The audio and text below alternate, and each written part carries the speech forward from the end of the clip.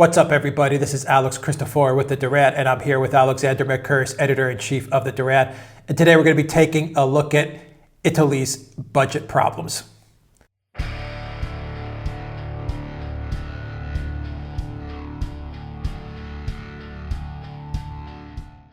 right, Alexander, I say Italy's budget problems because the EU is giving them problems, to be more precise. Right when we think the EU issue, or at least Brussels tells us that problems within the EU, whether it's related to Greece or austerity in Spain or Ireland or anywhere else, has been solved, it seems that the can is just merely being kicked down the road a little bit further, and now we have problems with Italy and the Italian budget. What's going on with Italy's recent row with oligarchs and the technocrats in Brussels?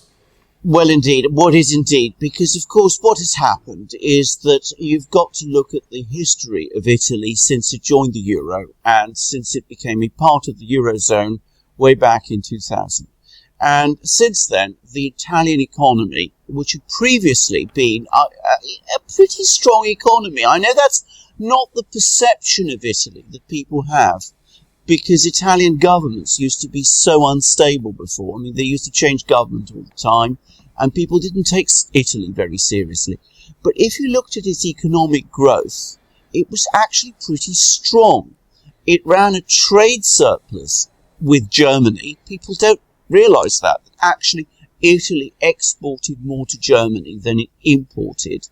And on top of everything else, it also had a very strong industrial base, the biggest industrial base in Europe, in the European Union, after Germany itself.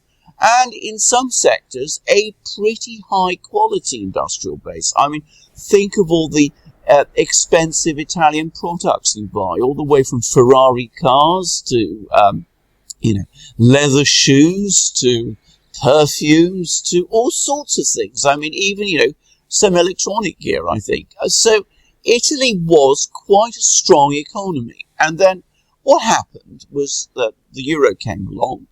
Italy, which had historically had very high debt levels, which was a product of its political instability before 2000, when Italian governments changed all the time. And as a result, in order to keep people happy, they made all kinds of unaffordable promises, which resulted in Italy running up very large debts. As a result, in order to pay those debts in a condition where Italy was part of the Eurozone, it had to pay very high interest on those debts. And at the same time, it was caught in a situation where it was no longer able to devalue its currency.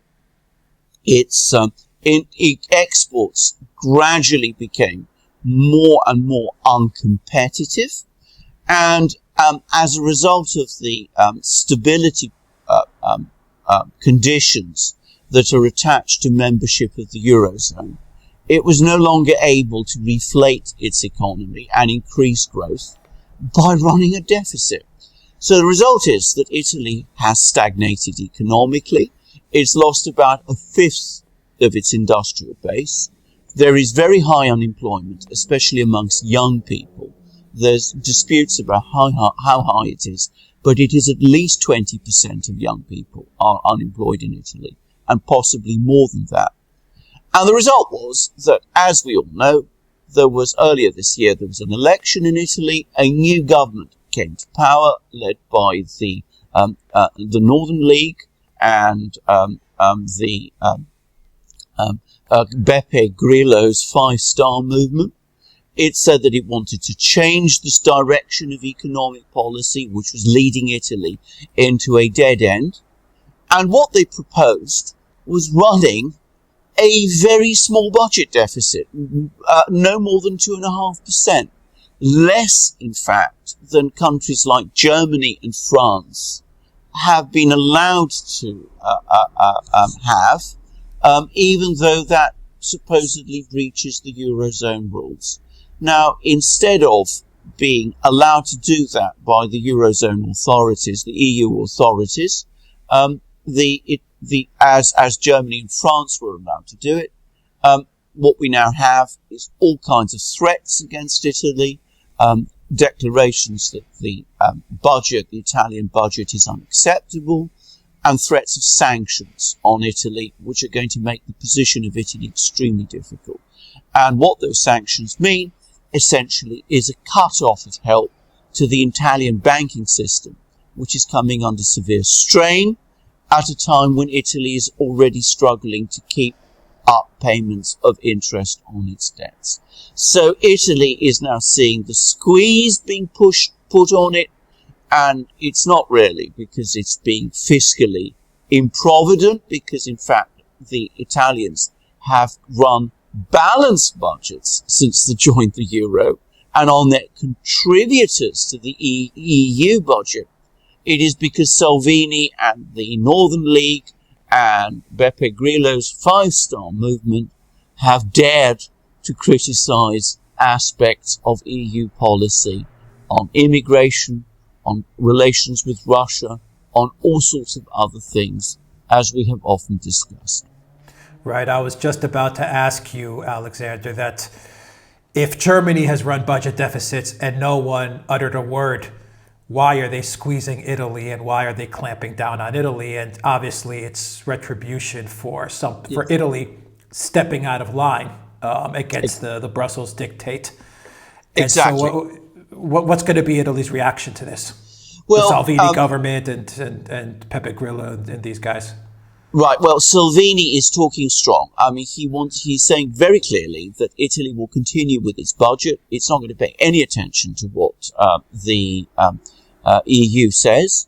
And there are, it seems, proposals in the pipeline that if there is a major cut-off of funding to Italy, Italy will supplement the euro with what would in effect be a parallel currency to the euro.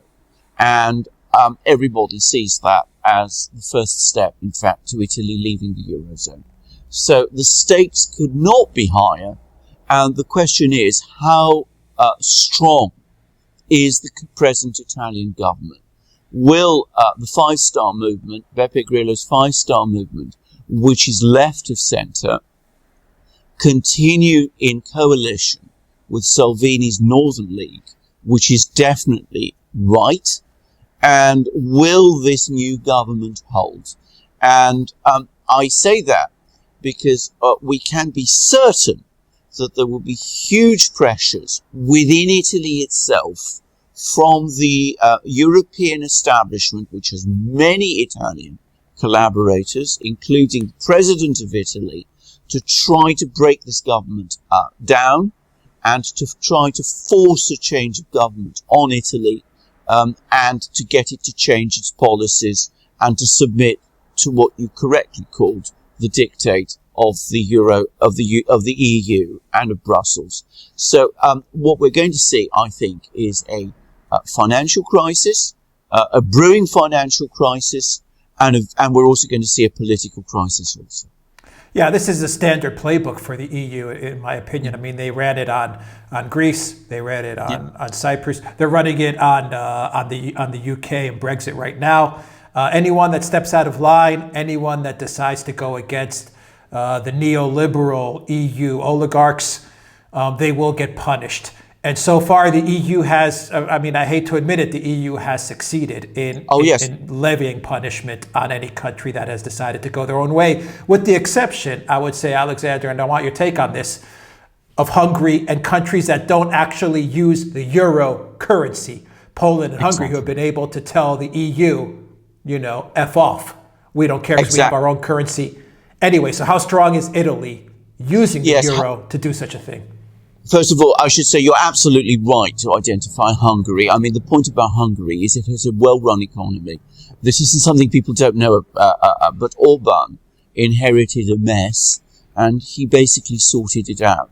So the result is that Hungary's position economically is pretty strong, and as you correctly say, it's kept out of the euro. Now, Italy is in a different position because, of course, as I said, it has many economic assets. It is a net contributor to the EU budget. It has a strong manufacturing sector. It is an economy that can certainly export.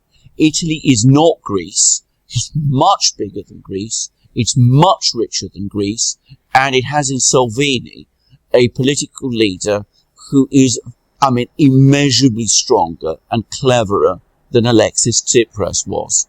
The great weakness in Italy is twofold. Well, it has two major weaknesses. Firstly, there is this very huge accumulated debt, around 130% of GDP, largely built up by previous governments in the 60s and 70s and 80s, and even to some extent the 90s, before the political situation in Italy stabilized in the 1990s. So it is an inherited debt, but it is a very heavy one. That inherited debt, because Italian banks are so heavily invested in it, leads to a weak banking system in Italy. So it's got a weak financial sector, a financial sector that is vulnerable to attack. And its other great weakness, as I said, is the political system. It has a pro-EU president. It has a coalition of two parties which don't see eye to eye on many things, with a sense that Beppe Grillo and his five-star movement are becoming increasingly jealous of the leadership role that Salvini is achieving. So we have these two problems. And can I say, if we look at Italy, the EU has previously managed to engineer changes of government in Italy. It used the Italian presidency and certain supporters within the Italian parliament to oust Silvio Berlusconi back in 2011, when Berlusconi was Prime Minister of Italy and was taking positions which the Germans and the French didn't like. So we have a pattern of interference by the EU in Italy, and we are going to see that escalate. And when I say a pattern of political interference, we saw it only a few months ago when the EU successfully, using again the instrument of the Italian presidency, blocked Salvini's first choice of finance minister. So we're going to see a double attack, an attack on the Italian banking system and an attack on Salvini. But Italy is not Greece. It's a big economy. It's in some ways a rich economy. It's got, as I said, a strong manufacturing industry, which Greece didn't have. And of course, in Salvini, it's got a very, very strong political leader. And so I think you're exactly right that the EU will exploit the two weaknesses, which they'll try to get some political infighting, and obviously they're going to target the banks, which I think the EU has become specialists in targeting banks, especially when they control the money that the banks are dishing out from the ATMs, which I think is the most basic, fundamental thing that they use as a weapon. I've seen it firsthand, how they use that weapon. And so, but in the end of the day, I think you're exactly right. It comes down to leadership. Yes. Do you think Salvini, as a man, as a leader, can withstand a tidal wave, a tsunami of pressure that he's about to get pushed onto him? I don't know. There is one important point to make, which is, of course, when Greece and Cyprus were exposed to this kind of attack, certainly in Greece, there was a majority, at the beginning at least, there was a majority of people for holding on to the euro. Pro-EU feeling in Greece amongst large sections of the population was very strong. One of the great achievements of Salvini, and also, let's be truthful about Beppe Grillo and of the five-star movement, is that they have to some extent succeeded in breaking this pro-EU sentiment in Italy. I saw an opinion poll where it seems that up to 60% of Italians are now hostile to the EU, much more than was the case in Greece when Syriza came to power. And Salvini has been much more honest with his people than Tsipras ever was. I mean, Tsipras basically said, he was going to end austerity and get the Europeans to agree to it, which was never going to happen. Salvini has been much more straightforward in explaining to Italians that they're going to have a battle with the EU. So it's a question of how strong both the Italian political system is and the support of the Italian people is. Because if the Italian people continue to support Salvini and this government, despite the pressure that they're going to be under, then I think all these political weaknesses that we've been talking about may not prove as great as they appear. So I don't know. I would have thought that Italy has far better prospects of withstanding this pressure than any of the countries we have spoken about previously. Certainly greater than Greece and Cyprus.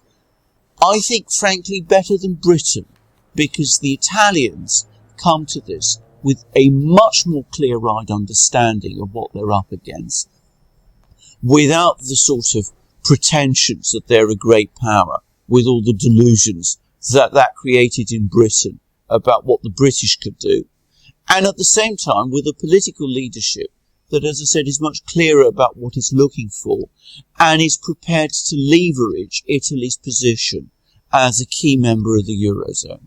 So we'll see. I mean, it'll be very interesting to see what happens.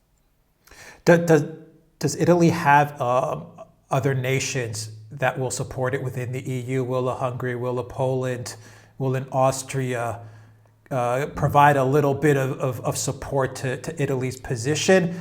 And if they do, does Italy have the strength to shift the momentum to its favor and possibly, I don't want to say bring down the EU, but definitely change the way the EU operates and deals with member states? Right, Italy has far more chances of achieving that, precisely because it's big. If you remember, back in 2015, Tsipras had this extraordinary idea that all kinds of EU states were going to rally to his support. But of course that didn't happen. But then Greece was small, and at that time, this anti-federalist, anti-integrationist bloc that has emerged in Europe, which we've discussed previously, led by Viktor Orban, and with Sebastian Kurz now involved, and Slovakia and the Czech Republic, and to some extent Poland now, all involved in it. That didn't really exist then. It does exist now. But I think the Italians would be unwise to count on it. I think people like Orban will stand by Italy if they are sure that Italy will stand firm. So the test really depends on Italy, first and foremost, because taking on the French and the Germans and the EU Commission and the European Central Bank and the deep state in the United States, which is going to back them, is a daunting prospect. And I think very few people will be prepared to do that openly unless they feel that the champion, Salvini, and Italy are going to go on with this fight and see it through.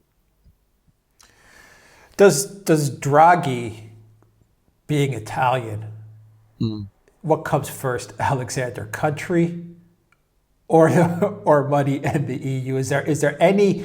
Can Italy look to Draghi for any sort of compromise, any sort of relief, any sort of dialogue? Absolutely not. Draghi's entire background is as a supporter of the EU project. I mean, he was that when he was in Italy. His connections are with Salvini's and the Five Star Movement's political opponents in Italy. He is absolutely part of the European establishment within Italy, and of course he is a member of the European establishment within the EU. The fact that he has had different views about how to run monetary policy from the Germans should not cause any illusions about this. Draghi is not going to be Salvini's friend. On the contrary, he is Salvini's enemy. He wants to bring Salvini down. So he will not be helping Italy or Salvini at all. So what's the timeline now that we're looking at for all of this to go down? It's very difficult. Are fines coming, or what's oh yeah, fines are coming. I mean, that's going to be the first step. And as I said, we're going to see a growing clampdown on Italian debt. I mean, we're already seeing the beginnings of a credit squeeze in Italy, and there's talk of Italy falling into recession. So the question is, what does the Italian government do in this situation? If they simply act defiant and do nothing, that will allow the steady constriction of Italy to continue, and then at some point we will start to see growing stresses within the Italian government. So what they need to do is they now, I think, need to start taking retaliatory action of their own. That could very well include things like withholding money from the EU budget. I mean, that's an obvious first step. It would also mean providing support to the Italian banking system. And that would also mean, I think, accelerating these moves to setting up a parallel currency that they've been talking about. Because that really is the ultimate threat that they have here. I agree. The minute you lose your currency and you hand it over to these Brussels oligarchs and these Brussels technocrats, you've lost the game. Absolutely, and that is exactly what so many countries have done. It's what Italy did, and it's why Italy is in such a bad economic shape. As I said, Italy had many problems before it joined the euro, but joining the euro made them worse. Yeah, every country that did not surrender their currency has leverage over the European Union. Every country that surrendered their currency is held hostage to the European Union. Exactly. Somebody, I think, put it really well, actually. I think it was Mike Whitney, the American commentator. He said, it's one bank to rule them all. And that's what the European Central Bank does. It rules them. I mean, by controlling monetary policy in the way that it does, and through this stability pact, which basically forces everybody to run budget surpluses or balanced budgets, or to keep their budget within very, very limited margins of deficits, and to prevent debt levels rising above 60%, people simply can't run their economies independently. And what that is eventually doing, what that is invariably doing, is that it means that economies on the periphery, like Italy's, like Spain's, like Greece, like Cyprus, like other places, are increasingly running their economies not for themselves, but for the benefit of the core states, Germany, the Netherlands, and the others. Yeah, I mean, just to even get, for our viewers, to even get on a granular level, I mean, I lived it in Greece and in Cyprus. I mean, on a very personal level, on a family unit level, what the EU does is, very simply, they stop giving the country cash. And so, you have capital controls, all the ATMs shut down, people wait in line, they're trying to figure out what ATM has money to dispense because no euros are coming. And I remember very specifically in Cyprus, when they finally did come to a solution during that time, you could hear the helicopters actually bringing money to the central bank, because I live very close to the central bank. They were actually bringing the money in so they could refill the ATMs, because you can't print anything. So everything grinds to a halt. Exactly. That's exactly what they would. That's exactly what they do. It's what they also did in Greece. And I would remind people that Greece still has capital controls. I mean, you are limited in the amount of money you can legally take out of Greece. Yeah. You can only three years removed now, or 4 years removed. Exactly. You cannot withdraw. You cannot transfer more than 5,000 euros a month out of Greek banks. So, I mean, to transfer it abroad, you can't. You have a limit. You're capped to a limit of 5,000 euros, and that's, as you said, 3 years afterwards. And there's talk that, despite the so-called bailout, that's going to be actually extended, and we might even be seeing more pressure on the Greek banks. But Italy is going to be facing all of that, so it's got to plan and prepare exactly what Greece under Tsipras didn't do. It's going to be the EU plays a very dirty war, and then they take no prisoners. Absolutely. All right. Alexander Mercouris, the editor-in-chief of the Duran. Thank you very much. Guys, if you like that video, click on the subscribe button down below and click on the notifications bell to get notifications every time we push out a new video. And visit the Duran shop, buy a t-shirt, help support the Duran. In the description box, you will find links to our PayPal and Patreon page. donate to Duran so we can create videos like this just for you. Alexander Mercouris, editor-in-chief of the Duran, thank you once again. Until next time, guys, take care.